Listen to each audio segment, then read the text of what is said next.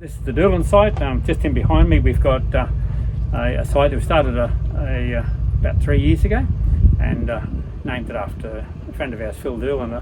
I found this site in 1997, I think it was, when I was mustering sheep, and we found a toe bone from memory and a couple of bits and pieces, a couple of tail vertebrae or partial vertebrae, and we started digging this about 3 years ago and named it after Phil Doolan because he came down here and helped us dig around it with a big scraper, a big machine he had at the time.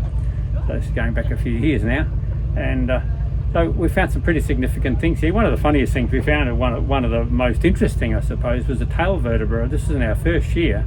We found a tail vertebra, and when we took it back to the laboratory, it clicked onto one of the pieces that I'd found in 1997. It's like, you're talking nearly 30 years later, and yep, these things coming back together, sort of.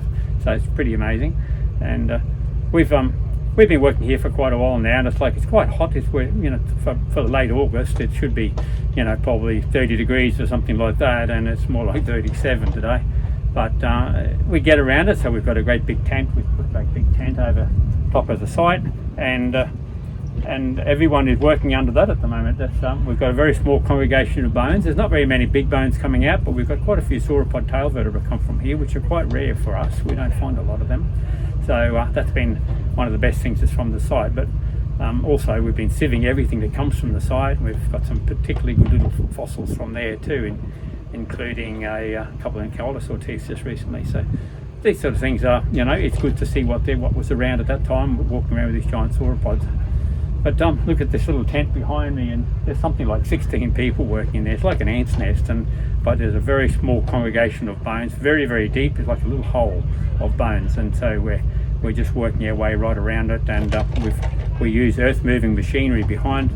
So we're continuously out there just uncovering a bit more of the site and taking a little bit more of the overburden off with little excavators till you can get onto where the deposit is. Once we get to the deposit, we take it very, very slowly. So, there are people in there with dental picks and screwdrivers and stuff like that.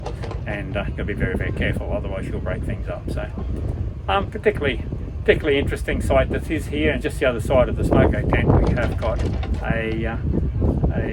another site. So there's quite a congregation of sites just around here, and at that site we found some bones of a theropod dinosaur, quite large, much bigger than Australovenator, but we don't know if it's a different species or if it's a new species, and we haven't found enough probably yet to really know for sure.